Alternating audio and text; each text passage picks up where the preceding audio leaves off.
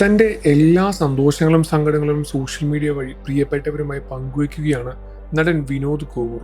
കഴിഞ്ഞ ദിവസം തനിക്കുണ്ടായ അപകടത്തെ തുടർന്ന് നടൻ പങ്കുവച്ച കുറിപ്പാണ് ഇപ്പോൾ ശ്രദ്ധ നേടുന്നത്. വേസ്റ്റ് കളയാനായി ഫ്ളാറ്റിന്റെ താഴെ എത്തിയ വിനോദ് കോൺക്രീറ്റ് വാട്ടർ ടാങ്കിലേക്ക് വഴുകി വീഴുകയാണെന്നു. വീഴ്ചയിൽ വാരിലിന് പരിക്കേറ്റു. വിനോദിന്റെ കുറിപ്പ് ഇങ്ങനെയാണ്: ഒരു വലിയ ദുരന്തത്തിൽ നിന്നും ഇന്നലെ രാത്രി തലനാരിഴയ്ക്ക് ഞാൻ രക്ഷപ്പെടുകയായിരുന്നു.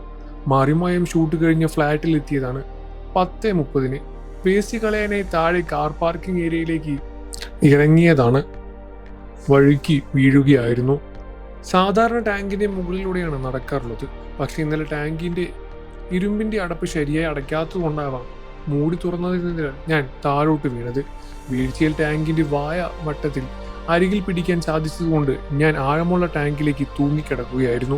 വീഴ്ചയിൽ തന്റെ ശരീരം എവിടെയോ നന്നായി അടിച്ചതിന്റെ വേദന അപ്പോൾ തന്നെ അനുഭവപ്പെട്ടു. ടാങ്കിൽ നിന്നും പൊങ്ങി രക്ഷപ്പെടാൻ 2 തവണ ശ്രമിച്ചുവെങ്കിലും പരാജയപ്പെടുകയായിരുന്നു.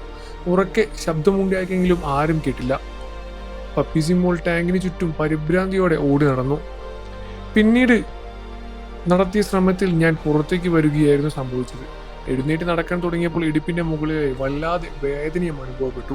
ശ്വാസം എടുക്കാതിരുന്നപ്പോൾ വാരിയലിന്റെ ഭാഗത്ത് നല്ല വേദന തോന്നിയെന്നും ഉറക്കെ ദേവുവിനെ വിളിക്കുകയായിരുന്നു.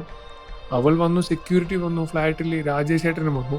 ഉടനെ തൊട്ടുതാഴെയുള്ള നോർത്തിലെ സ്പെഷ്യാലിറ്റി ഹോസ്പിറ്റലിൽ എത്തിച്ചു. വേദന കൊണ്ട് എനിക്ക് ഒന്നും പറയാൻ സാധിച്ചില്ല. ഒരു ഇഞ്ചക്ഷന് ശേഷം എക്സ്റേ എടുത്തു. എവിടെയും പൊട്ടലില്ലെന്ന് ഡോക്ടർ പറഞ്ഞു. അടിതെറ്റിയത് വാരിയലിനായിരുന്നു. വാരിയലിൽ നല്ല ചതവ് സംഭവിച്ചിട്ടുണ്ട്. അതുകൊണ്ട് എത്രയും വേദനയും ഡോക്ടർ പറഞ്ഞു.